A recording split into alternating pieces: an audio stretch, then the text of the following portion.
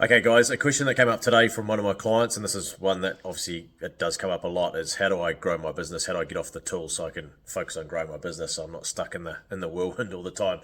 There's a few things to quickly cover off in this video, and obviously this won't cover it all, but here's a few tips, a few things. You've got to change your mindset, and this is where the Ultimate Life Planner comes in all the time. I'm always going to be telling you guys to get your hands on one of these because it makes such a big difference. But in there's a space where you can write your life goals and your gratefuls, and one of those things is you write down every day. I've got an investor mindset rather than a worker mindset. So you've got to make that decision to lead. You've got to shift your identity from sort of worker to owner, or from doer to builder. It doesn't mean you get off the tools, because that's a disaster too. So if you're a small business, you might be a solopreneur or 2 or 3 staff, maybe.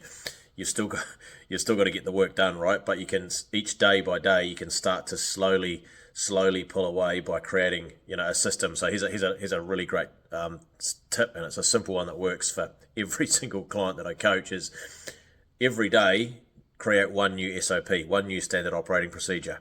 So the question to ask yourself all the time is, will I ever have to do this again? Mostly the answer is yes, right? So, and you'll find that 80% of the business probably comes from 20% of the actions that you do every day. So there's probably 20% of your actions that you do every day that create 80% of the value. So start to write an SOP, put it on Google Docs, or use something like Gemba Docs, or use an app like Notion, or even Monday.com. Any of those platforms are all good for that sort of thing, and start to label these standard operating procedures. So that way you can start to move away, and start to simplify and document. Because if you don't create a system for everything, you can never get off the tools. But you've got to have that daily discipline. Just set a goal and write it in the top of your planner every day.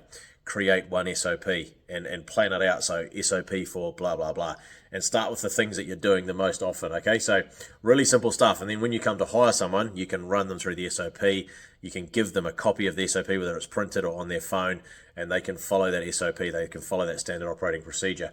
You still need to train as well, but this will start to simplify the process. So you make the process the expert, not the person.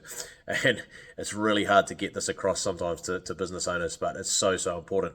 Hire smart. So if you're going to hire someone, just be slow to hire. Find someone that you can train and support, someone that's got a great attitude. Always hire for attitude, not for skills, because you can train for skills. You can't train for attitude. And then just you can't. Delegation is not abdication, it's training, right? So you delegate something to someone, you give them the SOP, you go through it with them, you watch them, make sure they're following the process, and that's your job as a leader to start to do that. Get your numbers right. There's another top tip. Make sure you understand where your break-even point is. Understand when you can actually afford to hire a new staff member. That's really important. So what you need to charge to be profitable, your break-even point, like that's a really critical one. A lot of business owners don't even know their break-even point. What it costs to hire someone, all the associated costs, and how many jobs you need to cover their wage and still pay yourself, obviously.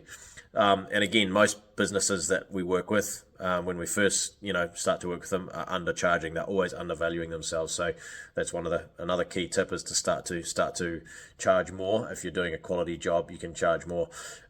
Number 5 is, or the other thing you can do is book a 15-minute strategy call with us at Premier Business Academy, and we'll talk you through some of these things. Focus on your number one biggest problem. Often this is the biggest problem, or one of the biggest problems, is how do I get off the tools and employ people?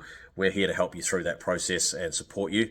And the best athletes in the world use a coach, or hire a coach. They could not get to where they get to without a great coach. So really important to do that. So number 1, shift your mindset from tradie or hands-on to a team builder.